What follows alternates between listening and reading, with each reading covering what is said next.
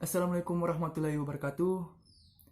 Puji syukur kehadirat Allah Tuhan Yang Maha Esa atas limpahan taufik dan hidayahnya sehingga pada hari ini kita masih diberikan kesempatan, kenikmatan, dan kekuatan untuk melaksanakan aktivitas kita seperti biasanya. Tak lupa pula kita kirimkan salawat serta salam kepada baginda Muhammad Sallallahu Alaihi Wasallam. Allahumma salli ala Muhammad ali Muhammad. Ya, kali ini saya akan menjelaskan sedikit pemahaman saya tentang anxiety dalam olahraga. Jadi, apakah itu anxiety? Anxiety adalah perasaan cemas yang terjadi sebelum, sesaat, dan sesudah pertandingan. Baik itu terjadi pada olahragawan, pelatih, penonton, bahkan wasit.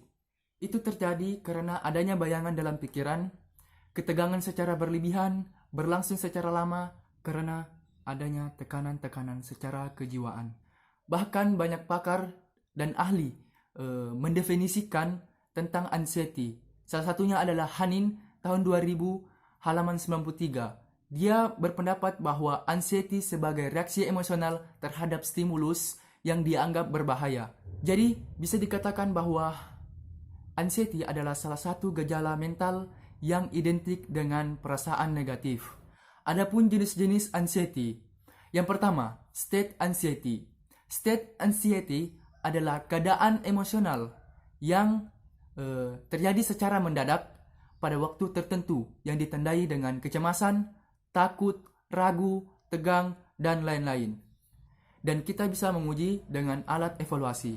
Salah satu alat evaluasi state anxiety adalah Spielberger State Anxiety Inventory atau disebut SSAI yang diciptakan oleh Spielberger dengan kawan-kawan pada tahun 1970. Yang kedua, trait anxiety. Trait anxiety adalah rasa cemas yang merupakan sifat pribadi atau bawaan yang biasa disebut sifat pencemas. Adapun tipe kepribadian pencemas yaitu cemas, khawatir, tidak tenang, ragu, kurang percaya diri, bimbang, dan lain-lainnya. Lalu, dari manakah sumber anxiety? Yaitu ada dua, dari dalam dan dari luar. Dari dalam, yaitu munculnya pikiran negatif dan rasa cemas atau perasaan cemas. Kita beranggapan bahwa inilah yang akan terjadi. Penonton tidak akan senang dengan penampilan kita, dengan performa kita, sehingga munculnya pikiran negatif dan perasaan cemas pada diri kita. Yang kedua, dari luar. Adanya rangsangan berupa tuntutan atau harapan, sehingga membuat kita itu kurang percaya diri. Yang kedua, pengaruh massa. Pengaruh massa. Banyaknya massa yang ada pada lingkungan membuat performa kita akan berubah untuk menampilkan diri kita sebagai atlet.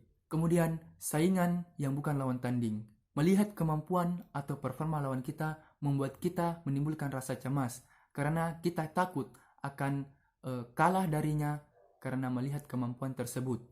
Adakah gejala-gejala anxiety? Banyak, tetapi pada umumnya ada dua. Yang pertama, gejala cognitive anxiety dan gejala somatic anxiety. Yang pertama, gejala cognitive anxiety, yaitu sering khawatir, mudah tersinggung, tidak sabar, sering mengeluh, sulit berkonsentrasi, sulit tidur, bahkan sering terkejut. Yang kedua, gejala somatic anxiety, yaitu berkeringat, jantung berdetak cepat, tangan dan kaki terasa dingin, gangguan pencernaan. Yang terakhir, mulut dan tenggorokan terasa kering.